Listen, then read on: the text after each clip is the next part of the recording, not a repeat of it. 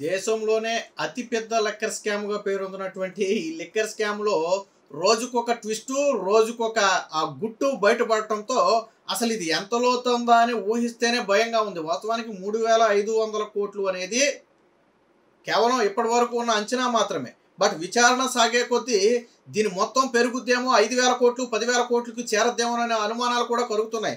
తాజాగా మన హైదరాబాదు శివారులోని ఒక డెన్‌లో దాదాపుగా 11 కోట్ల రూపాయలు పట్టుకున్నారు, మనందరికీ తెలుసు. సో అవి రాజ్ కసిరెడ్డి ఆధ్వర్యంలో ఉన్నటువంటి నిధులు, లిక్కర్ స్కామ్ నిధులని చెప్పి తేల్చారు. అందులో లిక్కర్ స్కామ్‌లో నిందితుడిగా ఉన్నటువంటి వరుణ్ అనే వ్యక్తిని శంషాబాద్ ఎయిర్‌పోర్ట్‌లో అదుపులోకి తీసుకుని ప్రశ్నిస్తే డబ్బు దాచిన స్థావరాల గురించి చెప్పాడు. చెప్పిన వెంటనే వాళ్ళు వెళ్ళి రైడ్ చేస్తే అక్కడ డబ్బులు కూడా దొరికాయి. సో అతనిచ్చిన సమాచారం మేరకే రైడ్ చేశారు. దీనికి వైసీపీ వింత ప్రశ్న ఒకటి అడిగింది. ఏమని?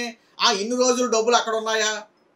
ఇన్ని రోజులు డబ్బులు అక్కడ ఉన్నాయా అని అడిగిన ప్రశ్నకు సమాధానం రాజ్ కసిరెడ్డి చెప్పాలి. ఎందుకంటే కూటమి ప్రభుత్వం వాస్తవానికి ఎన్నికల్లో ఖర్చు చేయాలనుకున్నారో లేదా ఎన్నికలు అయిపోయిన తర్వాత అవసరాల కోసం అనుకున్నారో కానీ ఫలితాలు తారుమారైన తర్వాత వాళ్ళు గొప్పచిప్పుగా ఉండిపోయారు. ఆ డబ్బుల్ని ఎక్కడికి బయటికి తీయలేనటువంటి పరిస్థితి.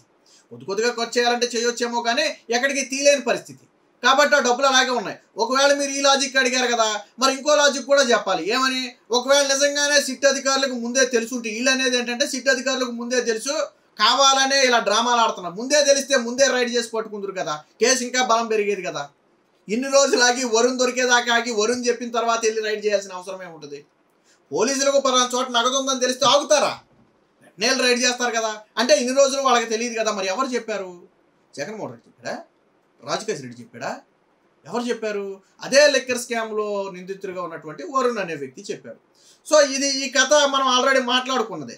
ఇప్పుడు తాజాగా మరొక 5 కోట్ల రూపాయల గుట్టు కూడా రట్టు అయింది. సో ఇది ఎవరు చెప్పారయ్యా అంటే ఆదాన్ డిస్టిలరీకి అకౌంటెంట్గా ఉన్నటువంటి శ్రీకాంత్ అనే ఒక వ్యక్తి ఇచ్చిన సమాచారం మేరకు వివరాలు ఆరాధిస్తే ఏమైందంటే మరొక 5 కోట్ల గుట్టు కూడా బయటపడింది. ఇది మొత్తం రాజు కసిరెడ్డి డైరెక్షన్లోనే ముడుపులు పంపిణీ, హైదరాబాద్లో లిక్కర్ స్కామ్ భాగోతం, ఇచ్చింది పంకజ్, చేరింది సైమన్కు, వేణుకు 25 నుంచి 30 లక్షల చొప్పున పలుమార్లు మార్చుకుంటూ ఇచ్చారు. సిట్టు దర్యాప్తులో వరుణ్ సమాచారం, ఆదాన్ అకౌంటెంట్ శ్రీకాంత్ విచారణ, డొల్లా కంపెనీల గుట్టు తేల్చేందుకు ముంబైకి సిట్టు, చెన్నై, బెంగళూరు, హైదరాబాద్. అంటే ఎట్ ఏ టైం అటు ముంబైతో పాటు బెంగళూరు, హైదరాబాదు, చెన్నై ఈ ప్రాంతాలన్నింటిలో కూడా ఎట్ ఏ టైం రైడ్లు చేసి వివరాలు సేకరించేందుకు సిట్ అయితే తమ బృందాలను పంపినట్టుగా అయితే ఇందులో చెప్పారు. కానీ ఇక గత వైసీపీ ప్రభుత్వంలో జరిగిన మద్యం కుంభకోణంలో రోజుకో గుట్టు బయటకు వస్తుంది. ఆదాన్ డిస్టిలరీస్లో అకౌంటెంట్గా పనిచేసిన శ్రీకాంత్ 5 కోట్ల రూపాయల రహస్య లావాదేవీల సమాచారాన్ని తాజాగా సిట్ అధికారులకు వివరించాడు. దుబాయ్ నుంచి తిరిగి వస్తుండగా శంషాబాద్ ఎయిర్పోర్ట్లో A40గా ఉన్నటువంటి వరుణ్ అనే వ్యక్తిని అరెస్టు చేశారు. ఆ వరుణ్ ఇచ్చిన సమాచారం ఆధారంగా శ్రీకాంత్ను అదుపులోకి తీసుకుని ప్రశ్నిస్తే ఈ 5 కోట్ల రూపాయల గుట్టు గురించి బయటకు వచ్చింది.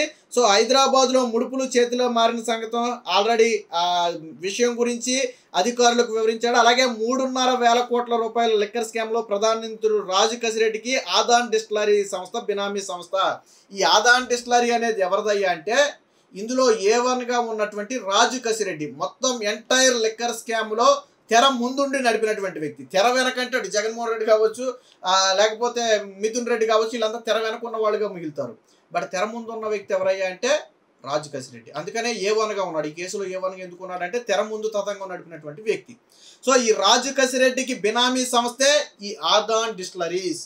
ఈ ఆదాన్ డిస్టిలరీస్ అకౌంటెంట్ని ఇప్పుడు పట్టుకుంటేనే ఈ 5 కోట్ల రహస్య లావాదేవీల వివరాలను కూడా సిట్ అధికారులకు వివరించడం జరిగింది. అంటే రోజు ఎవరిని ఒక్కొక్కళ్ళు ఒక్కొక్క స్కామ్ బయట పెడుతున్నారు, ఒక్కొక్కళ్ళు కొంత అమౌంట్ బయట పెడుతున్నారు.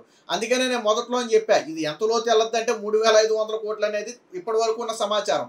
ఆల్రెడీ నిన్న కూడా నారా లోకేష్ గారు మాట్లాడుతూ లిక్కర్ స్కామ్ 3,500 కోట్లు ఇప్పటి వరకు మనకు వచ్చిన సమాచారం వరకు. బట్ 5 ఏళ్ల పాటు సాగినటువంటి దందా కదా అది.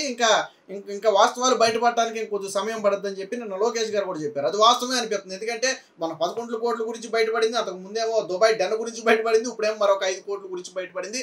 పైగా రాజ్ కసిరెడ్డి బినామీ సంస్థ ఆదాన్ డిస్టిలరీ నడిపినటువంటి తతంగాలు మొత్తం కూడా బయటపడ్డాయి. దీంతో ఇప్పుడు ఒకేసారి ఎట్ ఏ టైము మొత్తంగా 5 బృందాలుగా విడిపోయి 5 ప్రాంతాలలో సోదాలు చేసి ఆ సమాచారాలు రాబట్టేందుకైతే ప్రయత్నం చేస్తున్నాడు. దీనికి సంబంధించి జగన్మోహన్ రెడ్డి లిక్కర్ స్కామ్కు సంబంధించి సిట్టు చేసినటువంటి ఏ ఆరోపణకు కూడా స్పష్టమైన సమాచారం ఇప్పటివల్ల. సిట్టు ఏం చెప్పిందంటే జగన్మోహన్ రెడ్డికి ప్రతి నెల 50 నుంచి 60 కోట్ల రూపాయలు ముడుపుల రూపంలో ఆయనకి వెళ్ళిపోయాయి. ఎవరి చేతుల మీదుగా వెళ్ళాయి అంటే మిథున్ రెడ్డి చేతుల మీదుగా కావచ్చు, రాజు కసిరెడ్డి చేతుల మీదుగా కావచ్చు, లేదా బాలాజీ గోవిందప్ప, భారతీ సిమెంట్ డైరెక్టర్గా ఉన్నటువంటి బాలాజీ గోవిందప్ప. సో వీళ్ళ ముగ్గురు చేతుల మీద నుంచి జగన్మోహన్ రెడ్డికి అందాయి. సో కింద తతంగాలు నడిపిన వాళ్ళు మళ్ళీ వీళ్ళంతా వేరు. సో ఇవన్నీ పైకి వాళ్ళ స్థాయికి వచ్చాక అక్కడి నుంచి జగన్మోహన్ రెడ్డికి చేరాయి. ఈ సొమ్ములు డైరెక్ట్గా జగన్మోహన్ రెడ్డి తీసుకునేవాడా, లేదా భారతీ రెడ్డి లెక్కలు చూసుకునేదా, లేదా డైరెక్ట్గా భారతీ సిమెంట్కి ఏమన్నా డైవర్ట్ చేశారనేది తదుపరి విచారణలో వస్తుంది. అంటే ఈ నిధులన్నీ మరి 3500 కోట్లు 5 ఏళ్ల పాటు సాగింది అంటే నిధులు ఎక్కడికి వెళ్ళాయి, ఆ నిధుల్ని జగన్మోహన్ రెడ్డి ఏం చేశాడు, ఎందులో పెట్టుబడులు పెట్టాడు, ఎక్కడ దాచాడు అనేది కూడా తెలియాలి కదా. అంత డబ్బుని ఈజీగా దాయలేరు. మొన్న చూడండి దాదాపు 11 కోట్ల రూపాయలు బయటపడ్డాయి. అన్ని బాక్సుల్లో బాక్సు కోటి ఉంటే 15 కోట్లు రావాలి కదా, 11 కోట్లు ఎందుకు వస్తాయి? బాక్సులో ₹1 అన్నాడు, లెక్క బయట పెట్టాడో లేదా ర్యాండమ్గా కట్టంలో అందులో పోగేశాడో ఎవరికి తెలుసు? అది రాజు కసిరెడ్డిని అడిగితే తెలుస్తుంది. ఎరా బాబు 15 బాక్సులో 11 కోట్లు ఎందుకు పెట్టావు, మిగతా ఎందుకు పెట్టలేదని ఆయన అడగాలి.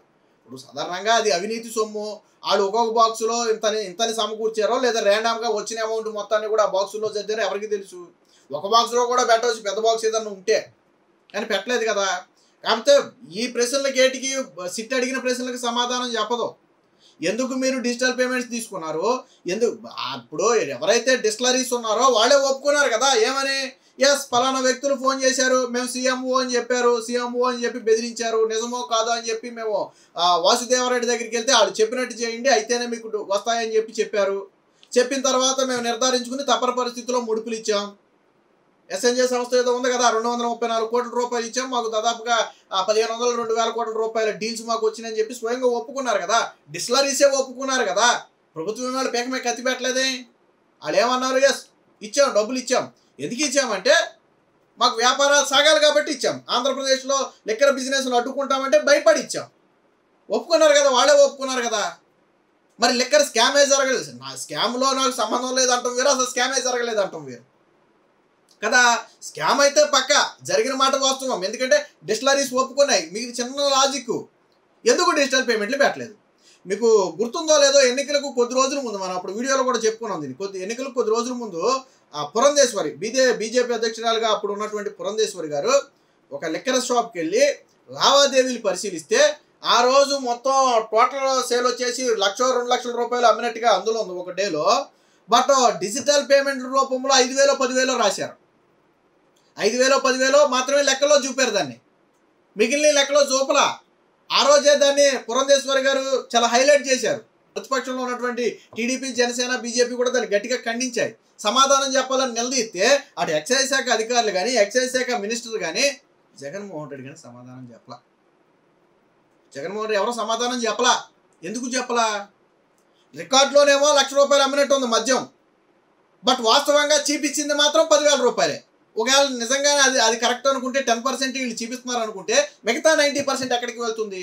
అసలు ఎందుకు డిజిటల్ పేమెంట్ పెట్టలేదు? డిజిటల్ పేమెంట్ పెడితే మీకు నష్టం ఏముంది? డైరెక్ట్గా బ్యాంక్ అకౌంట్, గవర్నమెంట్ అకౌంటే కదా అది. ఎందుకు పెట్టలేదంటే స్కామ్ చేయడం. కాబట్టి స్కామ్ జరగలేదు అనడానికి అవకాశం లేదు, ఖచ్చితంగా జరిగింది. మరి ఇంత పెద్ద స్కాము జగన్మోహన్ రెడ్డి స్థాయిలో చేయకుండా, జగన్మోహన్ రెడ్డి ఆమోదం లేకుండా చేయగలదురంటే హైలీ ఇంపాసిబుల్. సిట్టు చెప్పింది కూడా అదే. కాబట్టి అందుకనే చెప్పింది రోజుకు ఒక ట్విస్ట్ బయటకు వస్తుందని. మొత్తంగా ఈ 5 కోట్ల వ్యవహారం వచ్చిన తర్వాత 5 బృందాలుగా విడిపోయి సిట్ అయితే ఎంటైర్ దేశంలోని వివిధ ప్రాంతాల్లో అయితే సోదాలు చేస్తున్నాయి. ఈ సోదాల తర్వాత ఎటువంటి వివరాలు బయటకు వస్తాయో చూడాలి.